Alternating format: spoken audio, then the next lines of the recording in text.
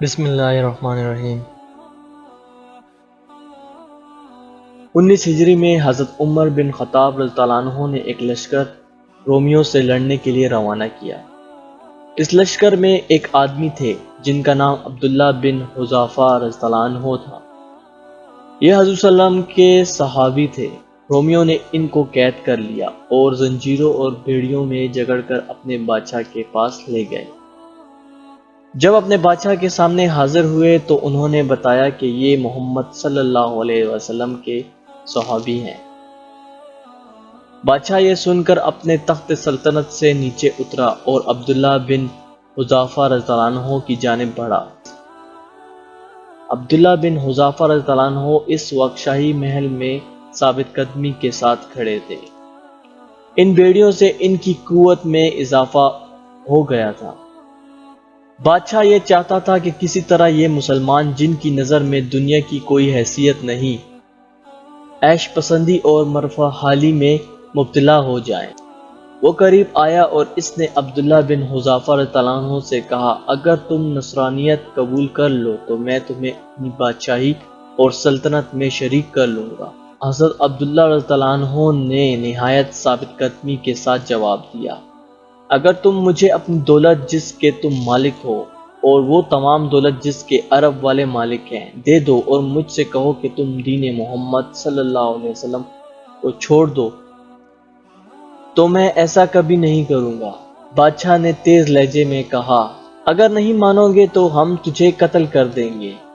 حضرت عبداللہ رضی اللہ عنہ نے کہا کہ جو تم چاہو کر لو۔ بادشاہ نے حکم دیا، اس کو سولی پر لٹکا دو۔ تیر اندازوں کو کہا کہ تم اس کے ہاتھوں اور پیروں کے قریب ہو کر تیر برساؤ۔ چنانچہ تیر اندازوں نے عبداللہ بن حذافہ رضی اللہ عنہ پر تیروں کی بارش کر دی۔ دوسری طرف بادشاہ انہیں عیسائیت قبول کرنے کا کہہ رہا تھا، لیکن ان کی سزا سے ان کے ایمان میں اضافہ ہی ہوا۔ پھر بادشاہ نے حکم دیا کہ انہیں نیچے اتار دو۔ چنانچہ نیچے اتارا گیا۔ پھر بادشاہ نے ایک دیگ منگوائی اور اس میں روغن زیتون ڈالا۔ جب وہ خوب گرم ہو کر تپنے لگی تو اس نے 2 مسلمان قیدیوں کو بلایا۔ ایک کے لیے حکم دیا، اس کو اس کے اندر ڈال دیا گیا۔ وہ اس دیگ میں تڑپتا رہا حتیٰ کہ اس کا گوشت گل گیا اور ہڈیاں نظر آنے لگی۔ بادشاہ اس کے ساتھ ساتھ عبداللہ بن حذافہ رضی اللہ عنہ پر نصرانیت پیش کرتا رہا، مگر ان کا انکار پہلے سے زیادہ ہو گیا۔ پھر بادشاہ نے ان کو بھی دیگ میں ڈالنے کا حکم دیا۔ جب لشکری ان کو لے جانے لگے تو حضرت حذافہ رضی اللہ عنہ رونے لگے اور آنسو رواں ہو گئے۔ کسی نے بادشاہ سے جا کر کہا، وہ رو رہے ہیں۔ بادشاہ سمجھا کہ وہ گھبرا گئے اور ڈر گئے ہیں۔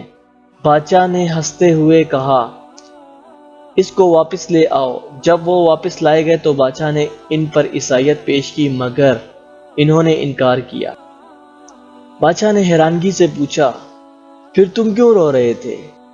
حضرت عبداللہ رضی اللہ عنہ نے کہا کہ میں اس لیے رویا کہ میں نے اپنے آپ سے کہا کہ اس وقت تجھے دیگ میں ڈال دیا جا رہا ہے جس کے نتیجے میں صرف ایک جان جائے گی۔ میری خواہش ہوئی کہ کاش میرے جسم کے ہر بال کی تعداد کے برابر جانیں ہوتی جو اللہ کی راہ میں قربان کی جاتی۔ بادشاہ نے حیرت سے اپنا سر ہلایا کہ یہ آدمی تو موت کو معمولی چیز خیال کرتا ہے۔ اس کے بعد بادشاہ آگے بڑھا اور یہ پیشکش کی کہ اگر تم میرے سر کو بوسہ دے دو تو میں تمہیں رہا کر دوں گا۔ حضرت عبداللہ رضی اللہ عنہ نے خوش ہو کر کہا کہ نہیں، صرف مجھے نہیں، تمام مسلمان قیدیوں کو رہا کرو گے۔ بادشاہ نے کہا، ٹھیک ہے، تمام مسلمان قیدیوں کو چھوڑ دوں گا۔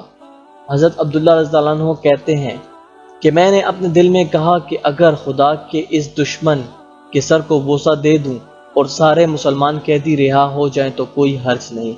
چنانچہ حضرت عبداللہ بن حذافہ رضی اللہ عنہ آگے بڑھے اور اس کے سر کو بوسہ دیا۔ اس نے وعدے کے مطابق مسلمان قیدی حضرت عبداللہ رضی اللہ عنہ کے حوالے کر دیے۔ حضرت عبداللہ رضی اللہ عنہ ان کو لے کر حضرت عمر بن خطاب رضی اللہ عنہ کے پاس پہنچے اور سارا واقعہ سنایا تو حضرت عمر رضی اللہ عنہ کا چہرہ خوشی سے چمکنے لگا اور سینہ کھل گیا اور پکار کر فرمایا، ہر مسلمان پر یہ لازم ہے کہ وہ عبداللہ بن حذیفہ رضی اللہ عنہ کے سر کو بوسہ دے اور آغاز میں کرتا ہوں۔ چنانچہ حضرت عمر رضی اللہ عنہ اٹھے، تھوڑے سے جھکے اور عبداللہ بن حذیفہ رضی اللہ عنہ کے سر کو بوسہ دیا۔